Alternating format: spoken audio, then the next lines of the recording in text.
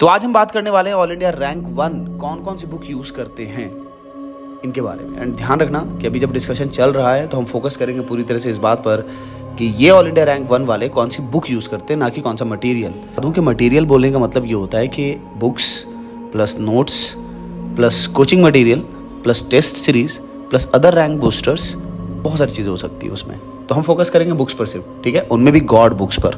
God books मतलब यार ये वो बुक्स होती हैं जिनको कि सदियों से नहीं तो दशकों से हम जानते हैं कि यार ये अपने कॉन्सेप्ट्स के लिए, अपने रिसर्च प्रूवन कॉन्सेप्ट्स के लिए नेक्स्ट लेवल है। इन्हीं गॉड बुक से रीजनल लैंग्वेजेस में बुक्स बनाई जाती है। इंडियन राइटर्स भी इन्हीं बुक से पढ़ते हैं, इन्हीं बुक से टीचर भी पढ़ते हैं, हम भी पढ़ते हैं। मैं खास करके इनका बहुत बड़ा फ़ैन हूँ। क्यों, ये तुमको टाइम के साथ पता चल जाएगा।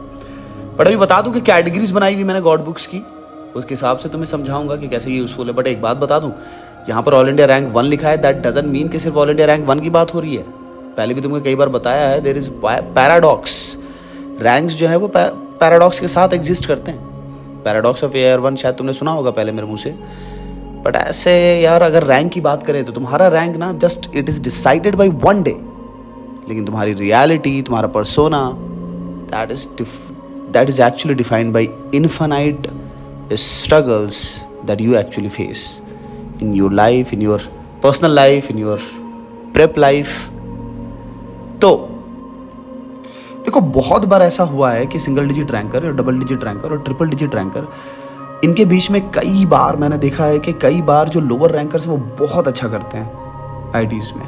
तो पॉइंट ये है कि रैंक कभी भी ये नहीं बता सकता ना कि आगे के ज़िंदगी के आगे के फेजेस में तुम क्या करने वाले हो। तुम सन्यासी थे, तुम 3-4 साल से जेईई की प्रिपरेशन कर रहे थे, तुमने बहुत मेहनत की, लेकिन वो इस फेज़ में किया। अब जो तुम्हारा कॉलेज का फेज़ होता है वो डिफरेंट होता है, समझे। तो यहाँ पर किसी को जज मत करना कि भैया ये गॉड बुक्स जो है वो सिर्फ और सिर्फ टॉपर्स ही पढ़ते हैं, नॉर्मल बंदे नहीं पढ़ सकते। भाई गॉड बुक्स टॉपर्स ही नहीं, हर वो बंदा जिसको कि कॉन्सेप्चुअल अंडरस्टैंडिंग चाहिए, थॉरोली ओरिजिनल थॉट्स चाहिए, डीप थिंकिंग का फ्लेवर चाहिए, डीप थिंकिंग का फ्लेवर पसंद है, अच्छे एग्जाम्पल्स पसंद है, लेजेंडरी एग्जाम्पल्स पसंद है। जस्ट फॉर एन एग्जाम्पल यार, ब्रेट्स लॉ जो हम पढ़ते हैं GOC में, जिसमें कि कहते हैं कि ब्रिज हेड कार्बन पर sp2 hybridisation unstable condition produce करता है। लेकिन इसकी सच्चाई जब तुम पढ़ोगे LG वेड में तो इन डेप्थ अच्छे से समझाया हुआ कि आखिर क्यों ऐसा है और केसेस बताए हुए। जैसे कि बड़ी रिंग में यही लॉ जो तुम GOC में बड़े कॉमन रूप में पढ़ते हो वो वैलिड नहीं होता। मतलब बड़ी रिंग्स में sp2 कार्बन ब्रिज हेड पर स्टेबल होता है। तो ये सब वो चीज़ें हैं ना जो कि गॉड बुक्स को नॉर्मल अपने जेई ओरिएंटेड बुक से बिल्कुल सेपरेट करती हैं। तभी हम कहते हैं यार हम ना नहीं चाहते कि तुमको ट्यूटर्स की बुक रेफ़र करें, हम चाहते हैं तुमको प्रॉफ्स की बुक रेफ़र करें। ये एक बड़ा कॉमन सी लैंग्वेज है जो कि अक्सर हम आपस में यूज़ करते हैं। खैर तुम पता नहीं इसको समझ पाए कि नहीं। अभी चलते हैं। देखो गॉड बुक्स ना 9th से 10th से 11th से 12th से स्टूडेंट यूज़ कर सकते हैं। 9th वाले जो स्टूडेंट होते हैं, 10th वाले जो होते हैं यार, वो 3 साल 4 साल पढ़ते हैं, सन्यासी मोड में रहते हैं और पढ़ते हैं। मतलब कि उनकी ज़िंदगी में क्या क्या पढ़ना है, अच्छी रैंक लाना है, हमको पसंद होता है एक्चुअली। इसलिए भी 11th एंड 12th में एक आइडियल टाइम है जब तुम इन बुक्स को पढ़ सकते हो। बट मैं ये नहीं कहूँगा कि तुम ड्रॉप ईयर में जाकर के पढ़ो। ऐसा क्यों है ये मैं आगे बताऊँगा। बट अभी चलते हैं कैटेगरी की तरफ। तो बुक्स में 3 कैटेगरी मैंने बताई हुई, less than 25%, greater than 25%, greater than 50%। And तुम देख रहे होगे ग्रेटर देन 50% वाले में, LG Wade, JD Lee, RC Mukherjee, MS Chauhan, N Awasthi, VK Jaiswal, ये सारी बुक्स इस साइड रखी हुई हैं। तुमको समझना पड़ेगा कि आखिर क्यों मैंने इस तरह की कैटेगरी बनाई है, less than 25, greater than 25, greater than 50। Actually इसका मीनिंग ये है, कई सारी बुक ऐसी है जिनका कि सिर्फ 25% से 50% के बीच का ही पोर्शन हमें जेई सिलेबस के लिए यूज करना होता है, जेई एडवांस सिलेबस के लिए, नॉट फॉर ओलंपियाड्स।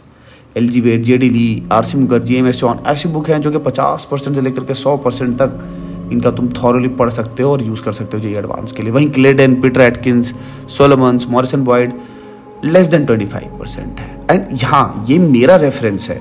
जब मैं किसी को रेफर करता हूँ तो मैं ऐसे करता हूँ। टाइम के साथ मैंने बहुत सारे चेंजेस किए हैं। जैसे मैं बताऊँ तुमको कि करियर के स्टार्टिंग में मॉरिसन बॉयड ज़्यादा मैं बोलता था स्टूडेंट्स को पढ़ने के लिए, बट टाइम के साथ जैसे जैसे मुझको LG वेड में चीज़ें दिखाई दी कि नहीं यार ये ज़्यादा जेई ओरिएंटेड है, ज़्यादा एफिशिएंटली तुम इसको यूज़ कर सकते हो, कम टाइम में ज़्यादा अच्छे से सीख सकते हो, ज़्यादा लूसिड लैंग्वेज है, तो मैंने फिर वो रेफर करना शुरू कर दिया। तो बहुत सारे हैं इसमें, एक्सपीरियंस जुड़ा है मेरा, इसमें थॉट्स जुड़े हैं मेरे, बट ऑब्वियसली ये करना तुमको है।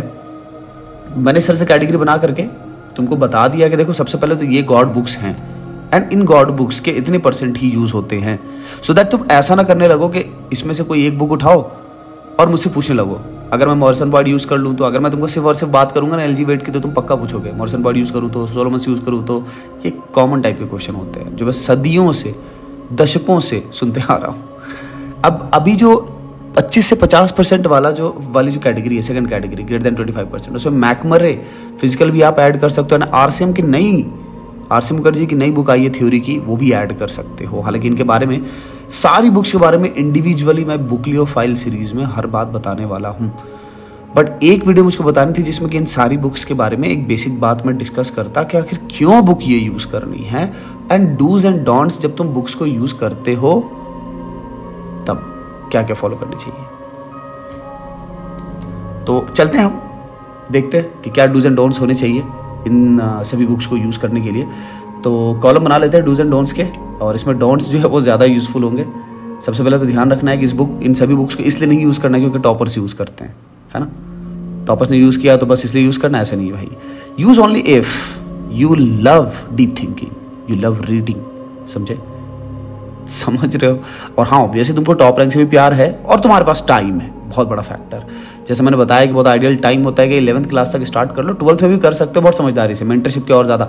जितना कम टाइम उतना ज़्यादा मेंटरशिप की ज़रूरत पड़ेगी, नहीं तो तुम बहुत कबाड़ा कर सकते हो, समझ रहे हो। तो दैट इज़ वाई कि कोचिंग का मटेरियल तुमको कई बार इसी मामले में हेल्प करता है। And do not use if you don't love reading and or if you don't love a top rank or if you don't have time। मैं ऐसे लिख दे रहा हूँ, ये ज़्यादा बेटर होगा क्योंकि डोंट्स है ना, डोंट्स की लैंग्वेज भी आना चाहिए। And don't use without a mentor, जो बहुत बड़ा फैक्टर है, इसको स्टार मार्क कर लेना। डूज में इसीलिए सबसे पहले लिख रहा हूँ हैव अ मेंटर जो तुमको प्रॉपरली गाइड कर सके, तुमको प्रॉपर प्लान दे सके, समझे, एंड तुम्हारे थॉट्स को क्लियर रख सके, बहुत ज़रूरी है। नहीं तो पता नहीं, तुम दूसरे लोगों की बातें सुन करके बहुत कंफ्यूज करते हो। बहुत सारे जेईई एस्पिरेंट ना सिर्फ और सिर्फ दूसरों को देख के बर्बाद हो जाते हैं। उनको लगता है कि जो नियम कानून उन पे लागू हैं, दूसरों पे लागू हैं, वही उन पे भी लागू हो जाएंगे। वो ये सोचते हैं कि जो एडवांस पास करने वाले, ओलंपियाड पास करने वाले, केयूपाई पास करने वाले जो कर रहे हैं, बस मेरे को वही कर देना चाहिए, जबकि ऐसा नहीं है। बहुत सारे लोगों के स्टार्टिंग में बेसिक्स बहुत स्ट्रॉन्ग करने की ज़रूरत पड़ती है। एंड हाँ, इन सारी गॉड बुक्स को यूज़ करने का जो बहुत बड़ा इफेक्ट तुम्हारे अंदर आएगा वो ये कि तुम्हारी एनालिटिकल स्किल्स बहुत स्ट्रॉन्ग होगी, तुम्हारी डीप थिंकिंग बहुत स्ट्रॉन्ग होगी, जो तुम्हारे जेईई एडवांस के लिए ज़रूरी तो है ही है, ओलंपियाड के लिए तो बहुत ज़रूरी है, ओलंपियाड सेकंड स्टेज के लिए। सो तुम लोगों में से बहुत सारों को पता है ऑलरेडी कि मेरी ये विश रही है कि इन सारी गॉड बुक्स से रिलेटेड जो भी डिस्कशन, जो भी गाइडेंस है वो मैं एक जगह कर सकूं। पहले भी स्टार्ट किया था बट अभी अब थॉरली स्टार्ट कर रहे हैं और मैं वेट ही कर रहा था कि एक बार मैं अरेंज करूं, एक बार एक ऐसी वीडियो बताऊं जिसमें कि तुमको ये बेसिक्स पता चल सके, ये डूज एंड डोंट्स और ये बुक्स हैं कौन सी और कितना % सिलेबस करना होता है। क्योंकि देखो, जो मैंने वो पोर्शन बताया 25%, 50% वाला, ग्रेटर देन 50% वाला, वो इसलिए तुमको बहुत फ़ायदा पहुंचाएगा क्योंकि अगर तुम्हारे पास पहले से फ्रांसिस कैरी है तो ऐसा नहीं कि वो पूरा पढ़ जाना है, तुमको ये बेसिक आइडियाज़ होने चाहिए, ठीक है। एंड साथ ही साथ मैं सारे all important topics for JEE advance, KVPY, olympiads, इन सब की लिस्ट बनाऊंगा यहीं इस चैनल पर धीमे धीमे जब टाइम मिलेगा। एंड आई नो दैट कि इस पूरे टाइम पीरियड में ये मुझको टाइम लग सकता है कुछ मंथ्स का, बट जो चीज़ मैं बनाऊँगा तुम इसके लिए मुझे ज़िंदगी भर दुआएं देने वाले हो। सेलेक्टिव पोर्शन कौन कौन से करने सारे गॉड बुक्स के, और रिलेटेड क्या स्ट्रैटेजी होनी चाहिए जो तुम अपने कोर्सेज करते रहते हो जेईई के अलग अलग प्लेटफॉर्म्स पर, हो सकता है वेदांतु पर, हो सकता है अकेडमी पर हो, फिजिक्स वाला पर हो, कहीं पर भी हो, फ़र्क नहीं पड़ता, तुम कहीं पर भी पढ़ रहे हो, एक बेसिक गाइडेंस, एक बेसिक स्ट्रैटेजी होती है कि हाउ, व्हेन, व्हाई, ये जो क्वेश्चन्स होते हैं, कैसे कैसे कब कब करना है, टाइम मैनेज कैसे करेंगे, टाइम टेबल क्या बनाएंगे, बुक्स को कैसे करना है, सारी चीज़ें मैं टाइम के साथ कर दूंगा। बट हाँ, ये 2022 के लिए बिल्कुल भी नहीं है, 2023, 2024 आपका स्वागत है, आप बिल्कुल इसको कर सकते हैं। बट 2023 वाले आपको मेंटरशिप की बहुत ज़्यादा ज़रूरत है, जैसे मैंने पहले भी बताया है। एंड आप बस वेट करते रहिए, ये बुकलियोफाइल सीरीज़ को बस दिल से लगा करके रखिए, जब जब मौका मिलेगा मैं बताते रहूँगा।